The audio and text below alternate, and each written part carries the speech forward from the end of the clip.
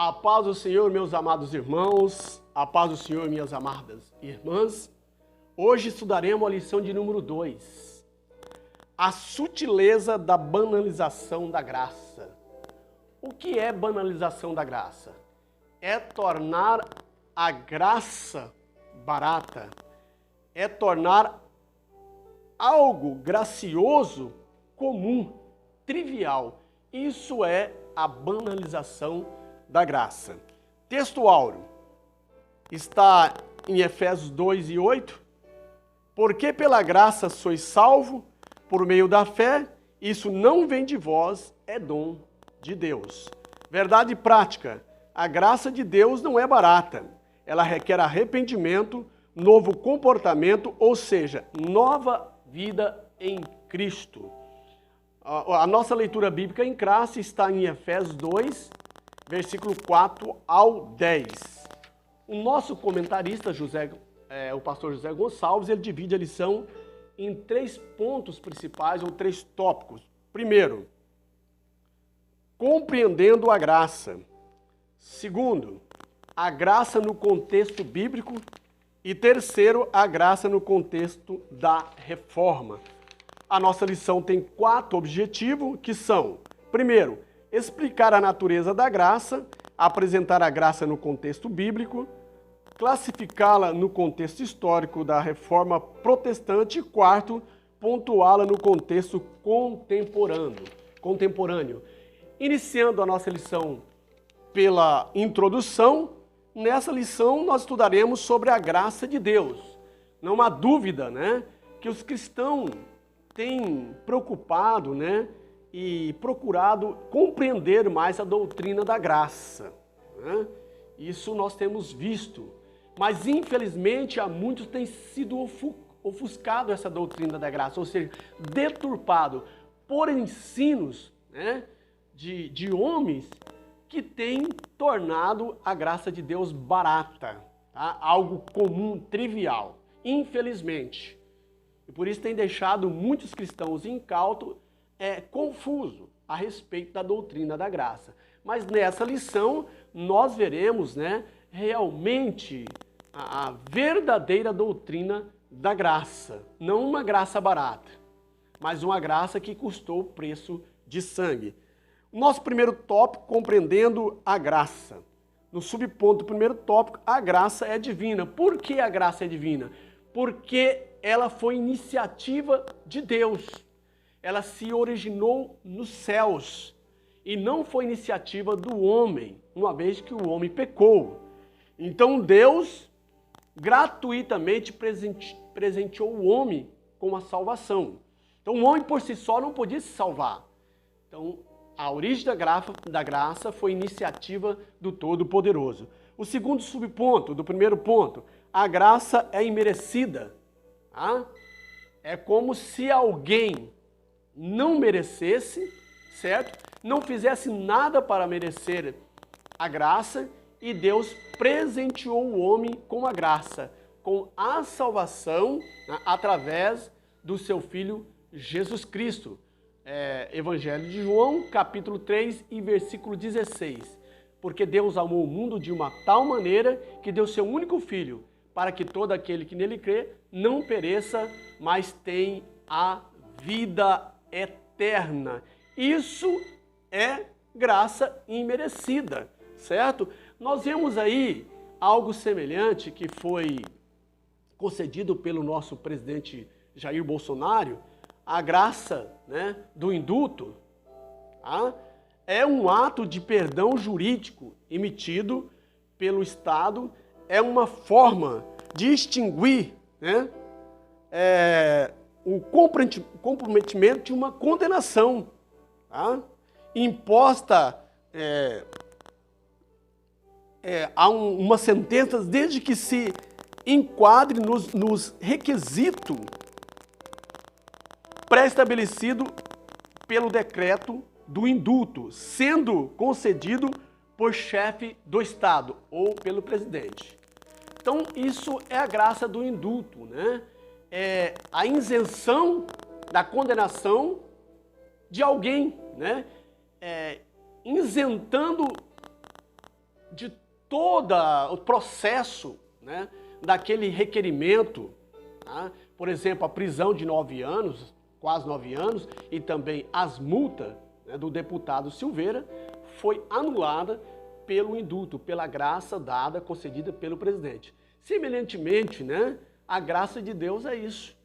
Nós estamos condenados pelos nossos delitos, pelos nossos feitos, pelos nossos pecados, mas Deus, Ele tomou a iniciativa de nos dar esse indulto, essa graça, presenteando-nos e isentando nós de toda culpa, uma vez que nós enquadramos, né, nesse indulto. Qual é, né, o processo desse indulto? O arrependimento, certo? E a obediência à palavra de Deus. E, mediante o arrependimento, pela fé, aceitar o seu Filho Jesus Cristo, né, para a salvação de nossas almas. Então, isso é a graça imerecida. Aqui fazendo uma comparação. Tá? No segundo tópico, a graça no contexto bíblico, a necessidade da graça.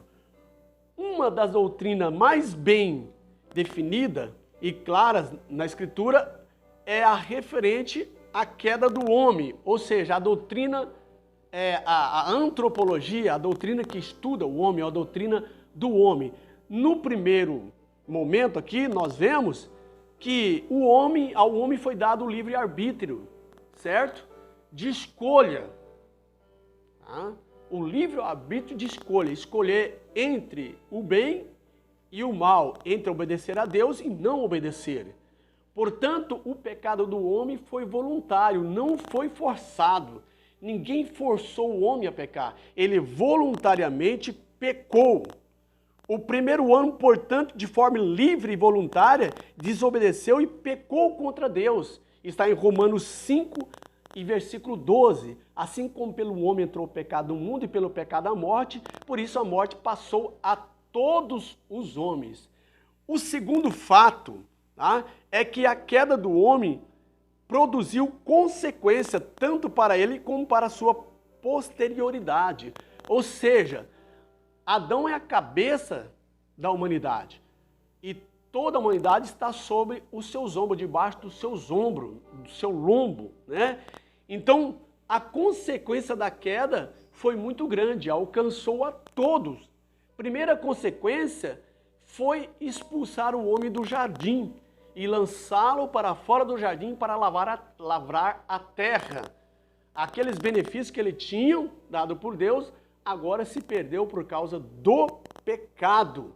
E o homem então sofre essa consequência de lavrar a terra, certo?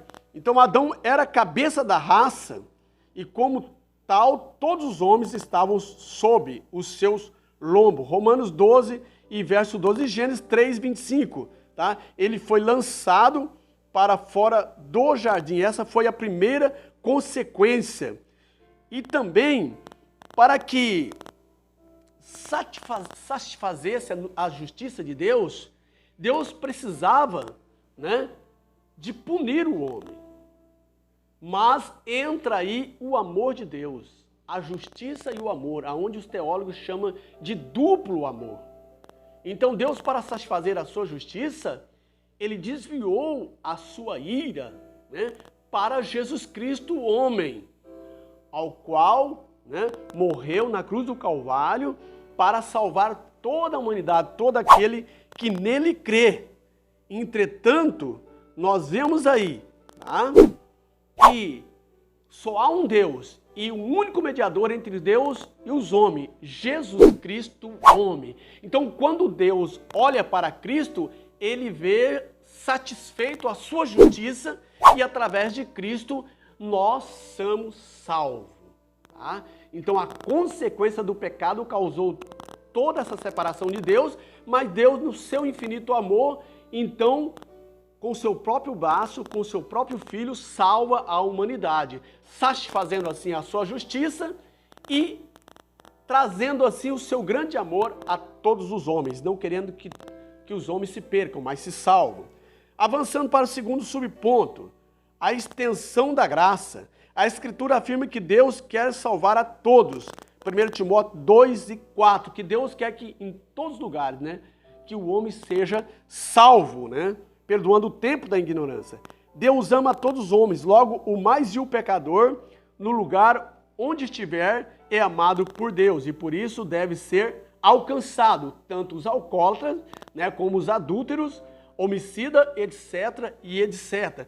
Todos serão aceitos por Deus se receberem a graça divina, o indulto divino, certo? Essa graça imerecida, se eles receberem e aceitar a Cristo como Salvador e obedecer a palavra de Deus, então a graça os alcançará, tá? Sem exceção.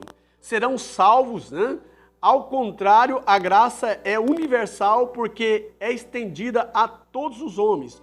Todos que se arrependem e confessam a Cristo podem ser salvos. A graça oferecida a todos. Tito 2:11. Contudo, só se torna eficaz na vida daquele que crê. Tá? Então nós temos que Mateus 16:6, né? Todos aqueles que crerem e for batizados será salvo. Mas quem não crer será condenado. Temos João 6:47. E existe também uma outra teologia chamada universalista. Tá? Essa teologia é divorciada da salvação universal. Tá? Essa teologia universalista prega que todos os homens, independentes se eles aceitarem a Cristo ou não, se eles obedecerem a palavra ou não, vai ser salvo. Isso não é verdade. Então nós vemos aí que há uma teologia, né, herética, distorcida da palavra de Deus. O homem tem que aceitar a Cristo, né, e obedecer à palavra de Deus. E sim, ele recebe o indulto da graça, tá? Ou a graça ou indulto. Terceiro ponto da nossa lição. O terceiro tópico. A graça no contexto da reforma.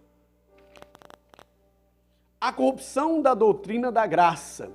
Então nós vemos aqui que a graça no contexto da reforma do século XVI, ou o século da Idade Média, medieval, certo?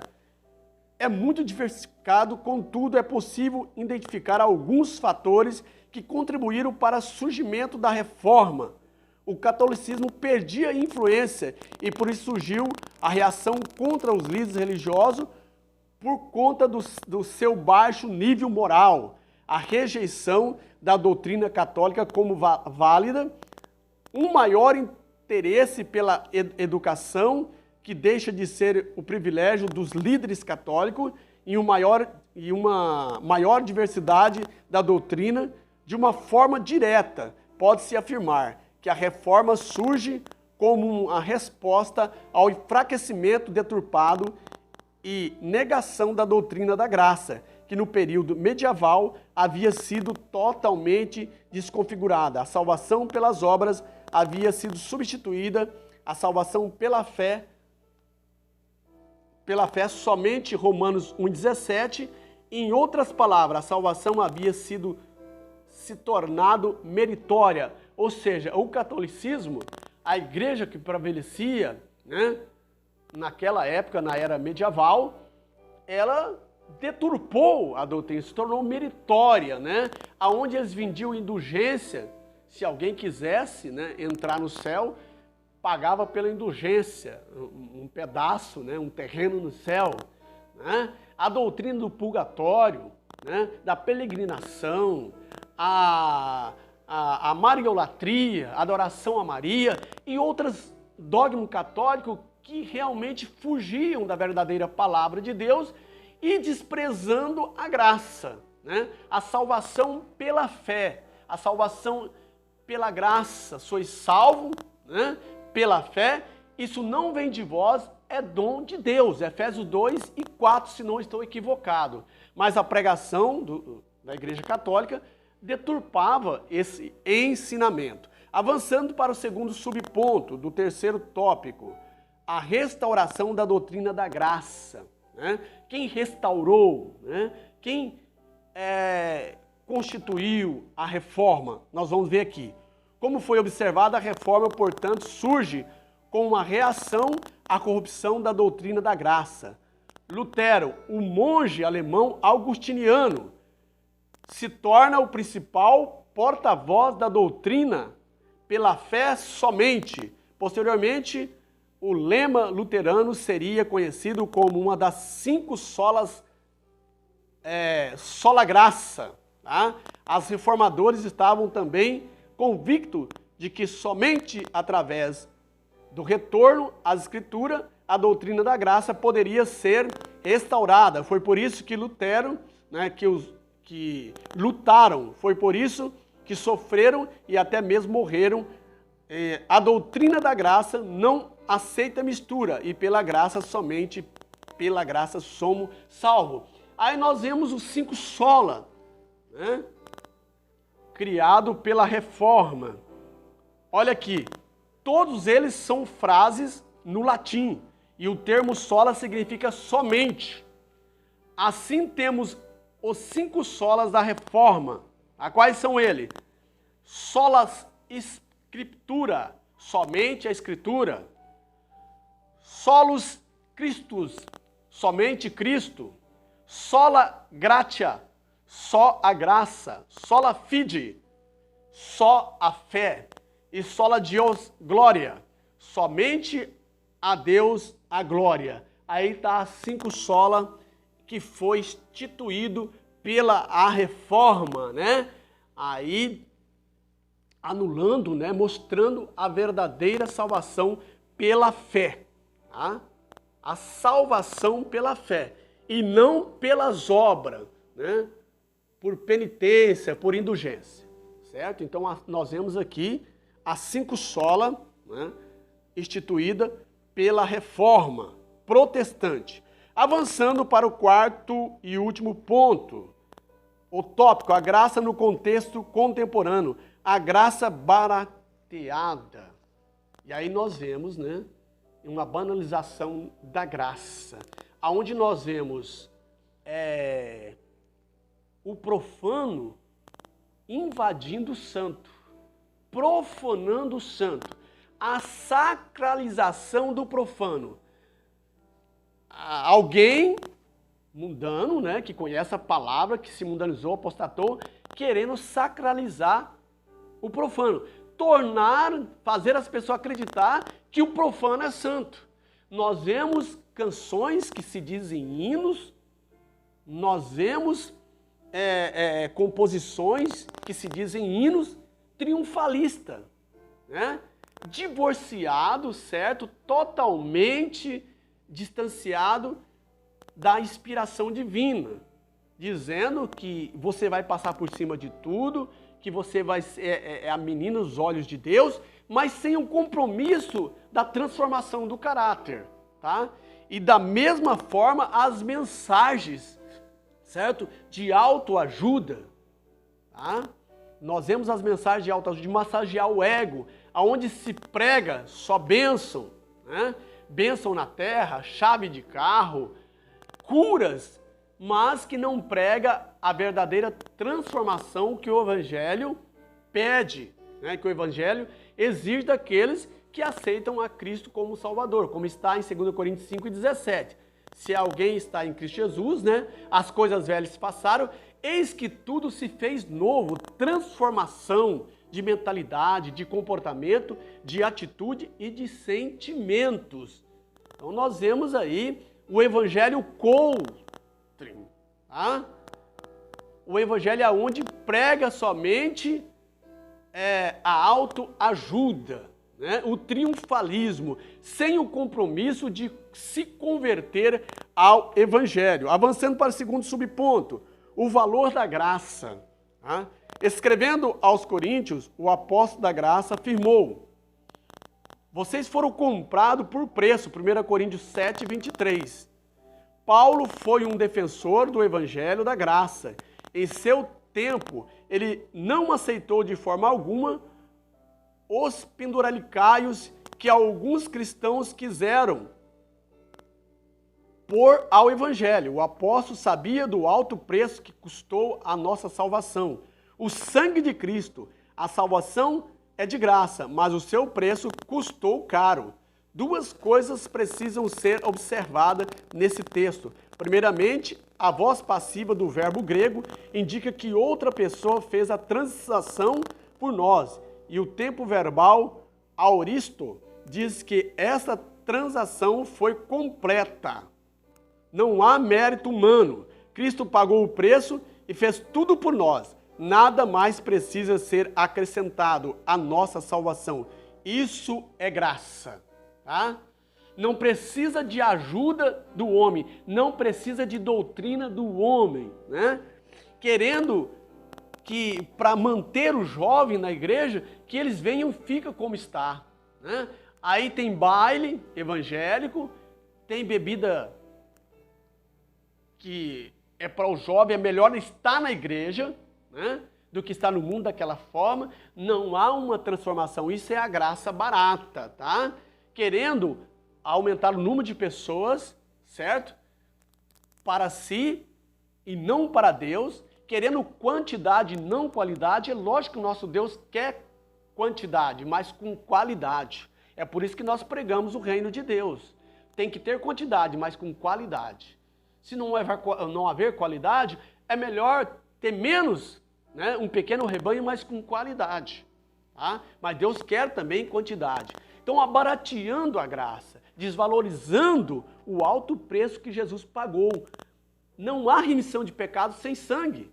É como na antiga aliança. Agora foi o sangue do Cordeiro Imaculado que nos remiu. Então, a graça é de graça, mas ela não foi barateada. Ela não foi barata, ela foi cara porque custou o sangue de Cristo. Vamos valorizar a graça. Tem que haver transformação de comportamento, de atitude, de sentimento, né? E o arrependimento compensa a justiça de Deus, certo? Alguém diz que o amor de Deus é maior que a sua justiça. Não, os atributos de Deus andam de mão dadas, tá? Nenhum é maior do que o outro. A justiça de Deus é compensada pelo arrependimento. Aqueles que se arrependerem e aceitar a Jesus pela fé e obedecer a sua palavra, a justiça de Deus vai ser isenta, vai sair da sua vida. Somente a salvação e o amor de Deus vai continuar na sua vida, porque você vai ser livre do pecado, mas precisa de se arrepender, senão a justiça de Deus virá sobre a sua vida, e quão duro é cair na mão do Deus vivo, todo-poderoso. Então escape pela tua vida, arrependa dos teus pecados e aceite a Cristo como Salvador, e você será uma nova criatura na presença de Deus. Encerrando essa lição, indo para a conclusão, tá? Nesta lição partimos da necessidade de se compreender corretamente o que é graça de Deus. Vimos como a graça de Deus foi entendida em diferentes contextos. A Bíblia é sempre a régua através da qual qualquer entendimento da doutrina da graça precisa ser medido. Como verberou na Reforma, a Escritura continua ecoando em nossos dias. Salvação é somente pela graça, somente por Cristo, através da fé, para a glória de Deus Pai. Que Deus abençoe sua vida, a sua família. Estamos encerrando mais essa segunda lição do terceiro trimestre. Se inscreva no canal, ajude esse canal a crescer, certo? Dá um clique no sininho para que mais vídeos sejam enviados para você. Compartilhe e que Deus continue abençoando a sua vida. Até mais, meus queridos. Bye, bye. Até o próximo vídeo.